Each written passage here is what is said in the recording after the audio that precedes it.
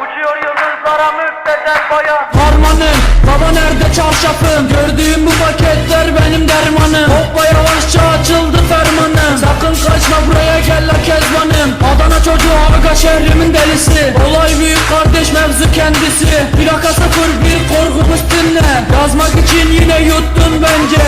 Hey torbacı bana versene borç. Olmaz lan olan malları peşin satıyoruz. Bu yüzden babamın cüzdanını çalıyoruz. Akşam olunca dayak yemeye başlıyoruz. Ben yazınca mıkon neşemiz yerinde. Siz ayrı tripte bense düşüşte. Halüs görüyorum ben bu sahnede. Kaç paket sigara bitti lan o kahvelerde. Kapı yutmayınca dönmüyor tekeri. Tribe sokma beni, sikerim beni. Gidin heyecan abinize selam.